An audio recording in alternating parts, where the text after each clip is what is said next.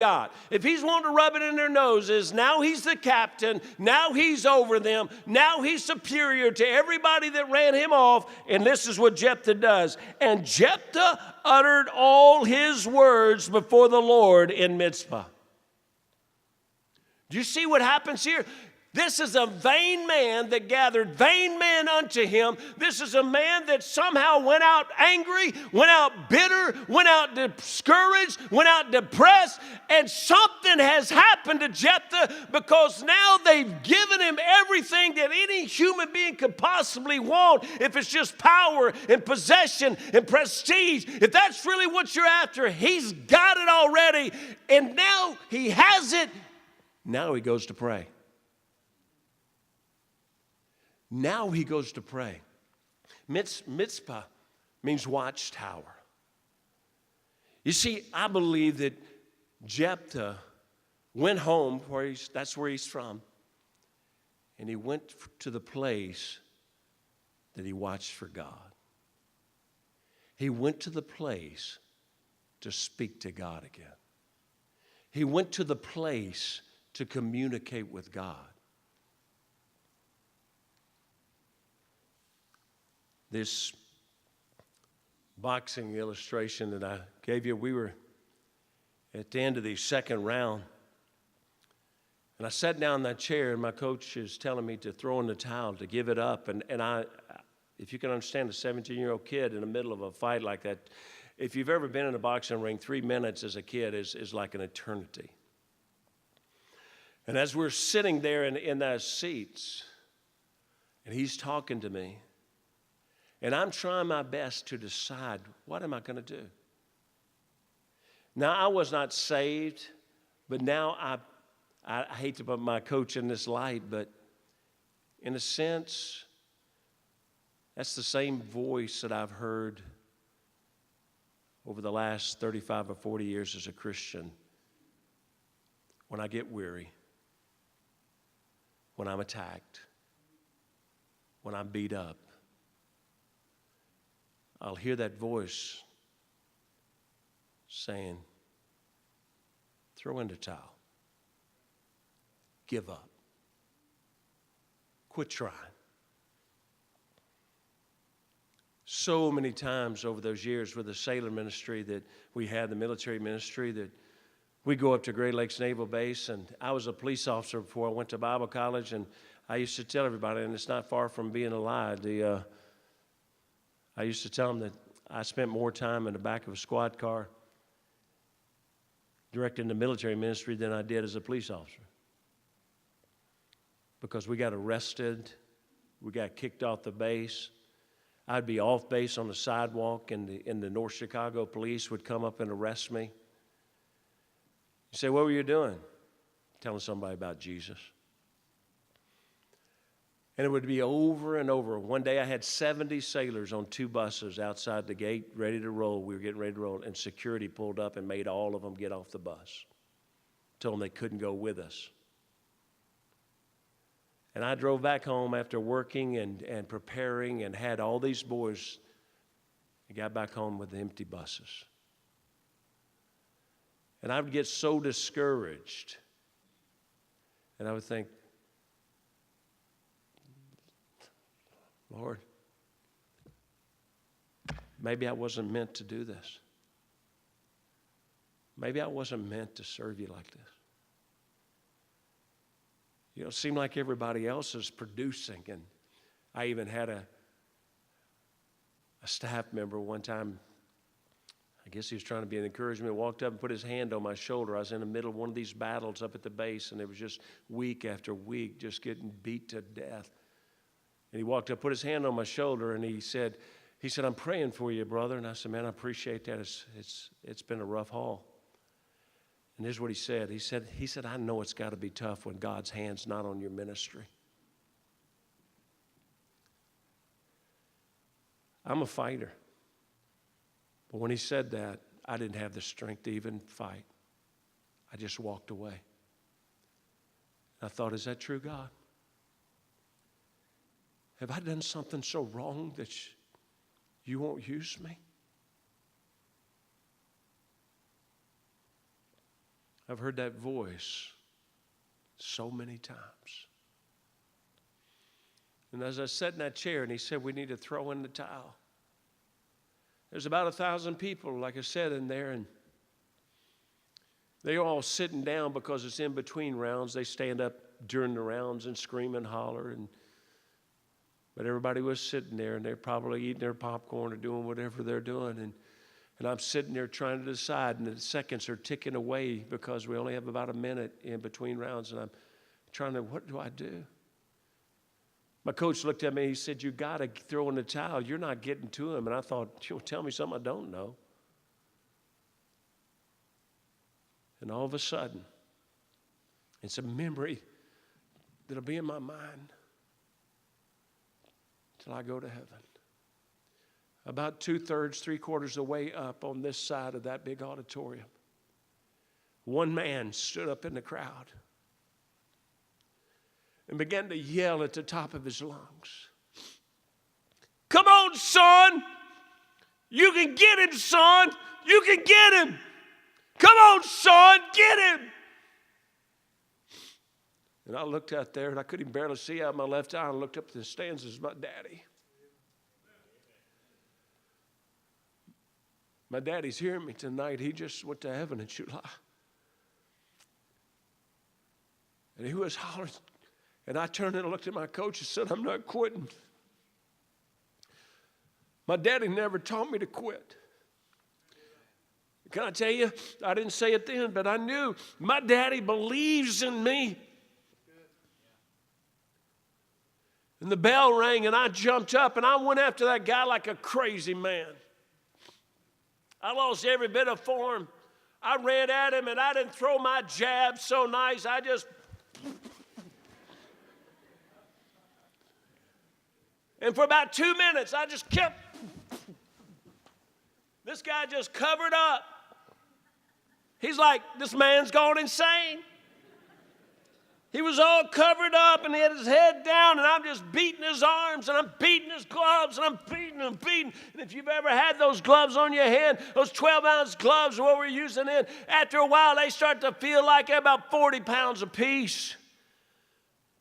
And I pushed him into a corner, and I'm beating on him, and I'm not even getting a point because I'm not really hitting him. I'm hitting his arms. I'm hitting his gloves. And I just kept hitting, and I kept hitting, and I kept hitting, and I got so tired I couldn't hardly hold my hands up, and I stepped back, and I dropped my hand down, and he was there. And listen, believe it or not, he was there, and he should have turned left, or he should have gone right. He should have moved away, but he didn't. He made the fatal mistake. He dropped his hand to draw back, and you don't draw back. He dropped his hand to pull back because he's going to knock me out. And when he did, my hands were hanging down, and he dropped that old glove, and I went, whoa, pooh. I hit him right in the nose and broke his nose. You say you feel bad about that? You say, how do you know it's broken? Because the bloody nose kind of trickles. The broken nose goes... And it went all over everything, over everybody, man. I mean, it was over the ref. It was over me. It was back before the bad things going on. And, man, it was all over. And the referee stepped in between us. That old boy's nose was halfway across his face. The referee stepped in the middle of us and stopped it. He looked at him, put his hands on his shoulders, and that old boy's doing this. He looked at him, and he goes this. That meant the fight was over. Pushed us back, reached back, grabbed my hand. For 40 years, I've been bragging about being the middleweight champion of Memphis. I hit him one time.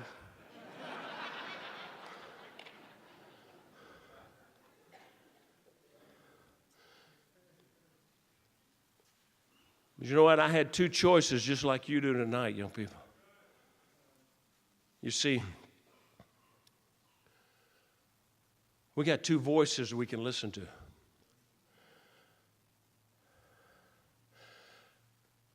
One voice is the father of lies. One voice is of the Father.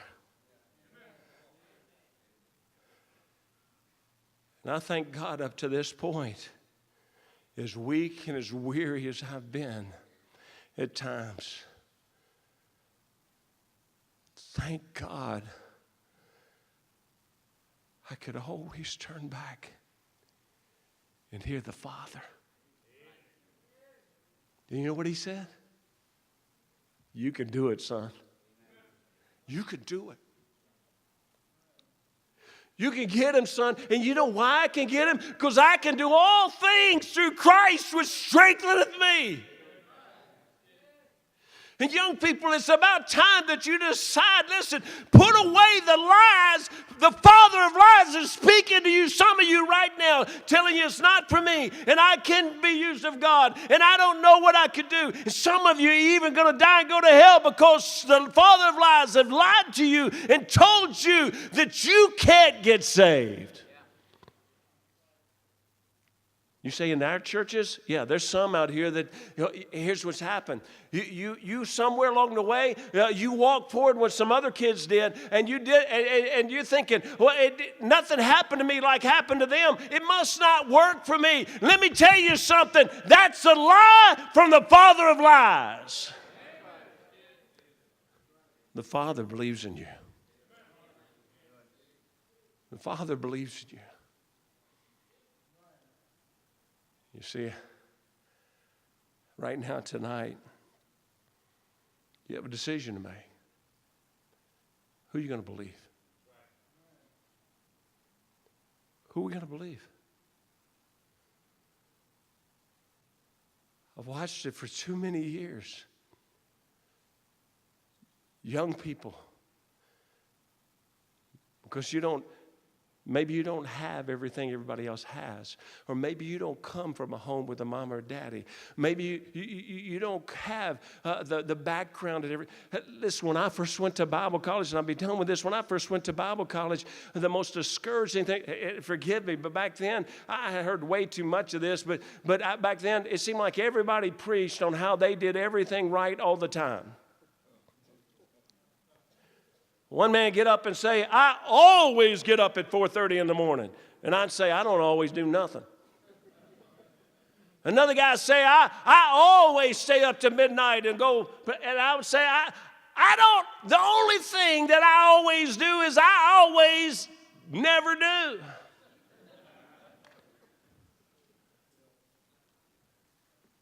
And I got so discouraged, I went home one day and I told my wife, I said, baby, I don't belong here. All these people are perfect. They always do everything they're supposed to do, and I don't always do anything. Anybody understand what I'm saying? Let me help you. Here's what I learned. This might change your spirit a little bit.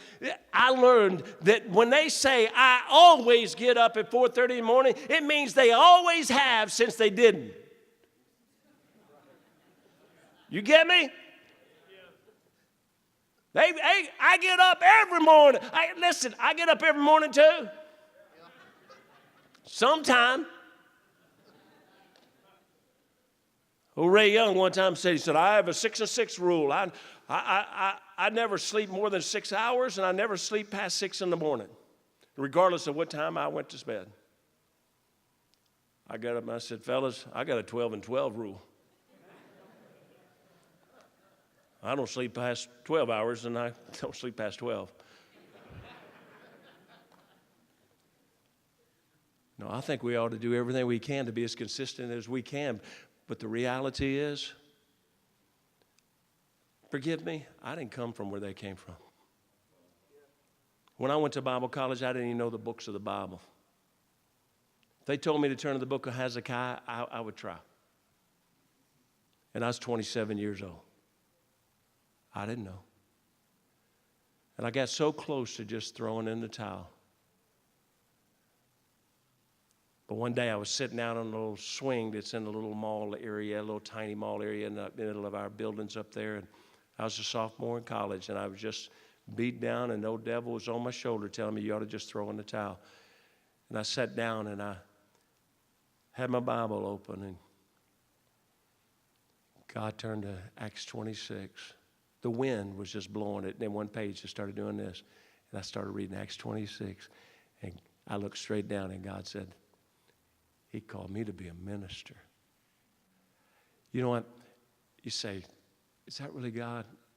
if I read through the whole thing, I could show it to you, but God wanted to use me. And God wants to use you. God wants to use you. He wants to use you. Don't listen to the lies. Jephthah came back used mightily for God. If he could be the son of a harlot, cast out of his home, I think he could use you. I'd like for us all to stand, heads bowed and eyes closed, and I'll have to hurry this.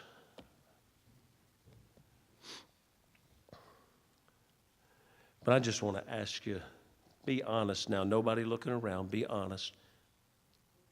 Regardless of who you're sitting beside tonight, what voice are you hearing? Do you believe God wants to use you? Let me ask you that. Do you believe God wants to use you? Would you raise your hand? You say, I believe God wants to use me. Okay, you can put your hands down. Let me ask you the next question. Is somebody telling you that you could never do it? That you're not worthy? That you're not good enough? That you don't come from the family they come from, or you don't have the background they have, or you don't have the clothes they have or the things they have? Is that in your head? Well, I want you right now. Let me ask you. Let's just go ahead and face it. Is that going on? Nobody looking around. I want you to be honest. Raise your hand if that voice is in your head telling you, I know God wants to, but I don't think he can. Raise your hand. Don't be afraid of it. You say, it beats me up that I feel like God wants to, but it's haunting me. There's hands all over. You're not alone. Come on, put your hand up. You're not alone. Father, you see these hands. And Lord, there's, I believe, many more that are not raised. And if they don't feel it right now, they will. Because when the battle comes, when the attack comes, when they start getting beat up, that's when he'll find us. And the father of lies will tell them that they can't do it. They need to throw in the towel. They need to give up. Father, I pray that you please help these young people. Please bless them. You can put your hands down. My final question is, who in here tonight you say, I believe God wants to use me. I believe God can use me. And I'm going to tell the lies to go away, and I'm going to trust God. I'm going to listen to the Father. And I'm going to believe the Father. And I believe right now tonight, I'm telling God, God, you use me. I believe you can. I believe you will. And there's no turning back. And when the hard times come, I'm going to listen for the voice of the Father. If that's you and you believe God really wants to use you, and when I say that, I mean more than just show up at church. I'm talking about God wants you to use you to do something for him, to use your life for him. If that's you and God's speaking to your heart right now, would you raise your hand for me right now? You say, God, I believe God wants to use me right now. And here's what I want you to do is, as she plays, come to this altar, and you need to come here. Come to this altar and tell the Father that that's the only voice you're hearing anymore. And when the father of lies speaks to you, you're going to tell him that you're not listening. You're going to look at him just like I looked at my coach that day and said, no, I'm not quitting. I'm not giving up because my Father believes in me. My Father has strengthened me. My Father will enable me. We've too long let the devil destroy us and keep us from doing what he wants us to do.